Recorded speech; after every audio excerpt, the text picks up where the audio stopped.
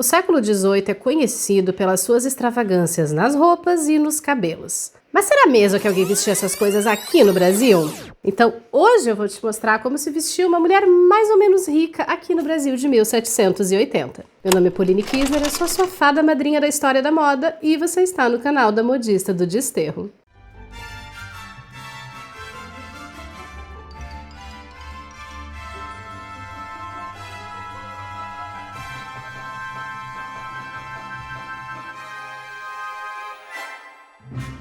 Bons dias, boas tardes e boas noites, modistas! Como vós mercês tem passado aí em vossas casas? Se vossa mercê cá chegou por acidente e ainda não sabe muito bem onde está, eu vos dou as mais calorosas boas-vindas. Agora parou a palhaçada, que eu não vou ficar aqui fingindo que eu tô numa dessas novelas de época com o texto horrível. Mas se você realmente chegou agora, meu amor, seja muito bem-vindo.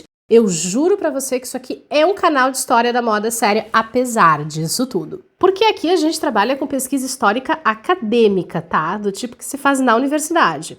Sempre baseado em documentos originais de época e nas informações mais atualizadas que vêm dos principais centros de pesquisa do mundo todo. Porque o nosso compromisso por aqui é apresentar um conteúdo histórico gratuito, de qualidade, acessível para o público brasileiro, mas ainda assim que não seja baseado em sensacionalismo, muito menos em informação tirada do cu. E se você não é uma dessas pessoas sensíveis que se tremelicou todo por dentro simplesmente por causa de um palavrão censurado, eu tenho mais uma coisinha para te contar. Eu também recrio as roupas da época, sempre usando os moldes e as técnicas de costura do período e os mesmos materiais, quando isso não envolve, sei lá, matar baleias. Então já senta o seu dedinho nesse botão de like, meu amor, se inscreve aqui no canal, ativa as notificações e vem comigo pra gente revirar o baú de roupas da história.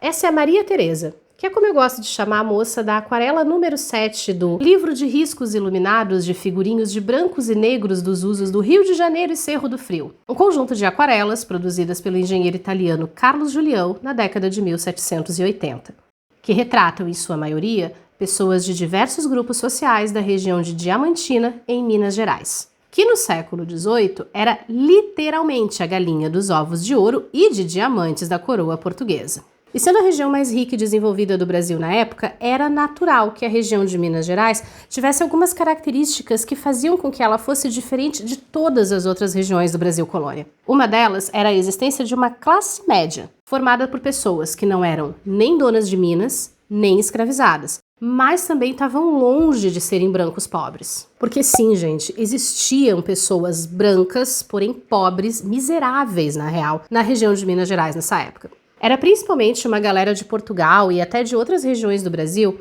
que tinha sido atraída pela ilusão de que iria para Minas Gerais e ficaria rica muito rápido encontrando ouro. Ficar rico encontrando ouro num rio aleatório em Minas era tipo o jogo do tigrinho da época, sabe?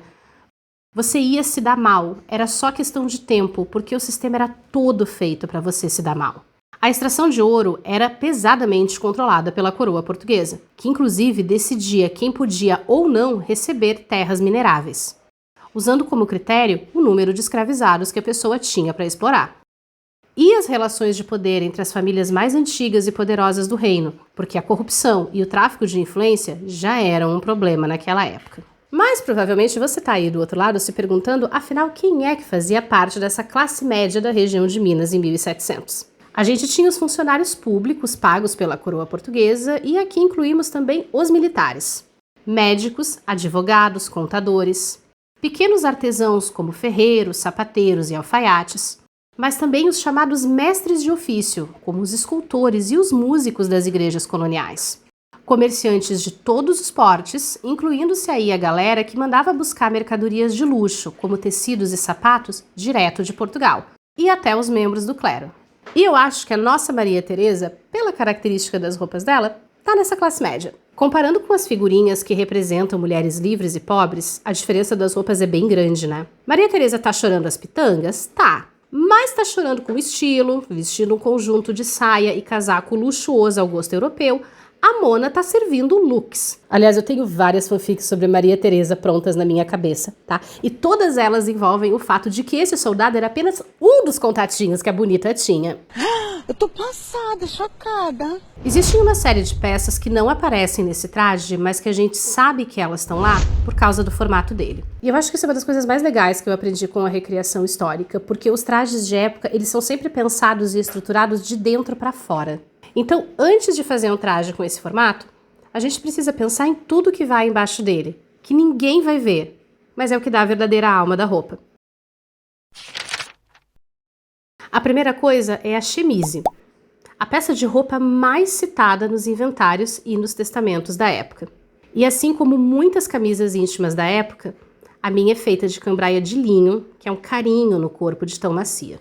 As mangas dela são levemente bufantes na região do punho e tem comprimento de 3/4, que são o padrão da época.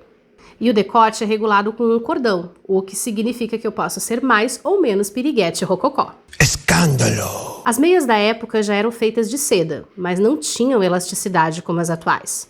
E na figurinha, Maria Teresa usa um modelo com decoração nos tornozelos, que é absolutamente a moda da época na Europa. Para ficar no lugar, usavam-se ligas ou jarreteiras. As mais elegantes eram decoradas, mas fitas simples também eram usadas. As minhas são bordadas à mão com uma frase de amor em latim. Eu sem ti não posso estar, que é um trecho da modinha Se Fores ao Fim do Mundo, uma canção de amor composta em Minas Gerais no final do século XVIII. Aliás, vocês sabiam que existem músicos que são especializados em recriar os instrumentos e as técnicas de canto da época do Brasil Colônia? E eu não tô falando de pesquisador gringo não, tá? Eu tô falando de pesquisador brasileiro, prata da casa. É legal vocês conhecerem o canal do Instituto Música Brasilis, que tem como missão apresentar para o público brasileiro a história da nossa música. O link dele está aqui embaixo na descrição do vídeo. Então aproveita que você já está aí rolando a tela para pegar o link e deixa seu like, meu amor. Provavelmente você estava esperando que eu já vestisse o espartilho, mas as anquinhas vinham antes. E a gente sabe disso a partir dos documentos escritos e também das fontes visuais do período. Em 1780, as anquinhas já estavam saindo de moda na França e em outras partes da Europa. Mas aqui no Brasil, elas aparecem em pelo menos 4 trajes retratados por Carlos Julião. E são peças que são citadas muito raramente nos inventários da época, mas quando elas aparecem, elas são referidas com o nome de donaires. Os meus donaires são do modelo Petit Panier, de origem francesa, que era uma versão mais cotidiana e compacta da anquinha. Eles são feitos do mesmo tecido do meu espartilho, o que é uma licença poética absurda, porque as anquinhas originais eram feitas de tecidos lisos e bastante encorpados. E as varetas da minha são da mesma fibra que se usa para fazer gaiola de passarinho e de hamster, baratas e eficientes. Mas na época se utilizavam barbatanas de baleia, mas também diferentes tipos de madeira, especialmente cana e bambu. Como as minhas anquinhas têm fundo e uma abertura na parte de cima, eu não preciso usar um bolso extra, muito menos bolsa. Por cima dos donaires vai a minha anágua, feita de cambraia de algodão lisa até um pouquinho transparente. E o mais incrível das saias dessa época é que elas são absolutamente reguláveis. É um negócio que desde a concepção do molde é todo pensado para acompanhar as variações que o corpo feminino tem ao longo da vida. A gente começa puxando os cordões das costas para frente, eu gosto de amarrar o meu assim para o lado, e depois puxamos os cordões da frente para trás. Arrumamos aqui para encaixar com a abertura da anquinha e podemos seguir montando o nosso traje. Espartilhos eram artigos de luxo no Brasil, mas pelo formato do tronco, me parece que Maria Teresa usava um. Eu fiz o espartilho desse traje com base nos modelos de 1770, mas tomando algumas licenças poéticas. Esse tecido estampado, estampa bem moderna, e tecidos estampados eram muito caros para se colocar numa peça de roupa íntima na época. As barbatanas que eu usei, quase 60 em toda a peça, são feitas de aço espiralado, um material que só surgiu mesmo na segunda metade do século XIX. Mas é um substituto mais ético para as barbatanas de baleia, que eram abatidas aos milhares na costa do Brasil só para alimentar a demanda europeia por esse artigo. O meu espartilho tem amarração na frente e nas costas, algo que é registrado na época, mas que definitivamente não era o jeito mais comum de se fazer. No meu caso, é uma escolha puramente pessoal. Eu fiz o molde dessa peça praticamente 1 ano atrás. E eu tenho um bebê de 2 anos, então o meu corpo ainda está terminando de se recuperar, se é que um dia ele vai se recuperar completamente. Então ter 2 regulagens é uma coisa perfeita, porque eu consigo ajustar esse espartilho para simplesmente qualquer mudança que o meu corpo tenha. E não, espartilhos não eram usados totalmente fechados.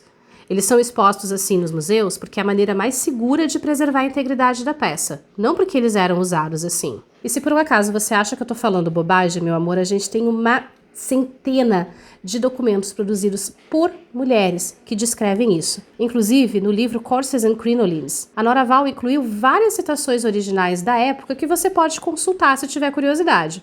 Essa e todas as outras referências da pesquisa estão na descrição do vídeo, mas membros e apoiadores têm acesso direto à minha biblioteca, com todos os PDFs organizadinhos. O link para apoiar também está aqui embaixo na descrição. Na frente, meu espartilho tem uma peça chamada de stomacher em inglês, ou pièce de stomac em francês. Ele é todo estruturado com barbatanas, inclusive na horizontal, e é colocado por baixo da amarração da frente. Aliás, falando em reto, essa é uma das minhas características favoritas dos espartilhos da época. Esse efeito retinho nas costas, que te faz mudar a posição dos ombros e assumir a postura da época. Tá vendo? Essa pose toda não era natural, gente, era truque. A galera era muito truqueira com as roupas. Agora, a saia propriamente dita. Ela é feita de tecido sintético, de poliéster, porque eu não consegui encontrar um tecido na cor exata que eu precisava com uma fibra natural. E aqui eu usei um truque inspirado nesse modelo que está no Museu Metropolitano de Nova York, que me permite usar a mesma saia com o donaire pequeno, mas também com os bambolins, que eram as anquinhas mais largas de trajes mais formais. E ainda assim tem acesso aos bolsos para qualquer necessidade. E sim, eu sei que você notou que as minhas fitas são de um verde berrante. Isso é uma coisa proposital. As originais tinham as fitas de regulagem da mesma cor do tecido ou muito próximo, porque o objetivo era que desaparecesse ali mesmo. Mas como eu precisava que vocês aí do outro lado conseguissem visualizar o processo de regulagem, eu optei por botar uma cor tão contrastante e totalmente fora da curva para a época. Definitivamente, a minha peça favorita desse conjunto é o caraco. Sim, caraco, com R mesmo, não é com S. E embora não fique lá muito claro na figurinha como a frente do caraco da Maria Teresa é fechada, sobre as costas eu tenho quase certeza de que elas eram ajustadas. Um estilo derivado do hobby à l'anglaise, em que as costas são pregueadas para se ajustar ao corpo. Para criar essa peça, primeiro fazemos e ajustamos o forro no corpo, e só depois montamos a parte exterior. Aliás, essa parte exterior, eu preciso confessar, é o meu chuchuzinho do projeto inteiro. Esse tecido é 100% algodão e a estampa dele é totalmente inspirada nas chitas do século XVIII. Antes de virar coisa para roupa de festa junina ou estampa de pobre, a chita já foi um tecido de luxo. Ela surgiu na Índia, provavelmente entre o final dos anos 1300 e começo dos 1400, e era um tecido de algodão de excelente qualidade, estampado com desenhos de várias cores graças a carimbos de madeira e uma técnica muito inteligente. Na hora de mergulhar o tecido no banho de tingimento, os artesãos indianos isolavam algumas partes específicas do desenho com cera. Então, quando esse tecido era tirado do banho de tingimento, era só esquentar a cera e aquela área que tinha sido protegida com cera não pegava a cor. Então, eles conseguiam fazer um mesmo tecido com um número absurdo de cores diferentes, uma coisa que, assim, nem as melhores tecelagens da Europa sequer sonhavam que fosse possível de fazer. Aliás, os europeus só conheceram a chita com a expedição de Vasco da Gama, em 1498, e se encantaram com ela.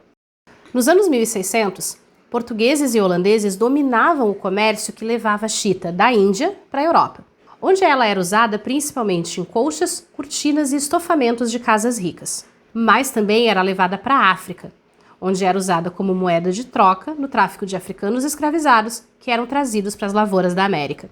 E uma das hipóteses discutidas pelos pesquisadores para explicar como é que a chita passou de tecido de luxo para um tecido de uso popular tem a ver com a circularidade do consumo de tecidos.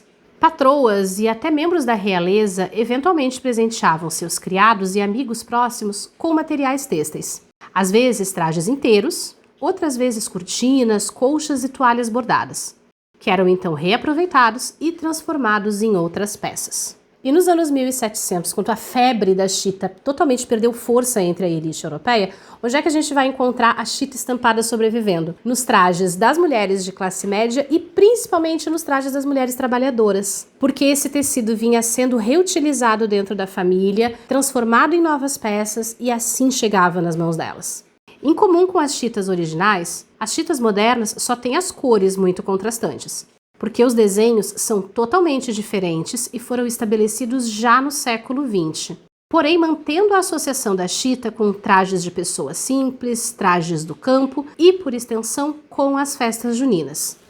Mas, aparentemente, aqui no nosso Brasil varonil, as chitas continuavam sendo estupidamente populares em 1700. E eu totalmente entendo, porque o desenho do casaco valoriza demais o tecido. E sendo um material claramente importado, a chita valorizava também quem vestia, né? O caraco não tem nem botões, nem ganchinhos, nem zíper. Ele é simplesmente fechado com alfinetes. E esses alfinetes são espetados no estômago e entre as camadas do espartilho, de modo que ficam firmes e não me espetam. Mas agora vamos aos nossos acessórios. Como eu não tenho um sapato no modelo de 1780, apesar de querer muito, customizei um escarpão moderno inspirado nos modelos vitorianos, que por sua vez se inspiravam nos de 1780. E meu amor, esse negócio de releitura, retrô, inspiração histórica, a gente acha que isso é um bagulho super moderno, mas a real é que não é. Agora eu posso soltar o decote da camisa para ele não aparecer no caraco, colocar o meu fichu, que era um tipo de chale muito fino, geralmente feito de cambraia, de linho ou de algodão. O penteado da Maria Teresa era mais provavelmente feito com o próprio cabelo dela, coberto com um pó rosado que, olha só, muitas vezes utilizava pó de pau-brasil. Sim, as pessoas já tinham cabelo colorido no século XVIII, minha gente. Eu optei por trabalhar a peruca num estilo de penteado típico de 1780, com esse volume na volta da cabeça.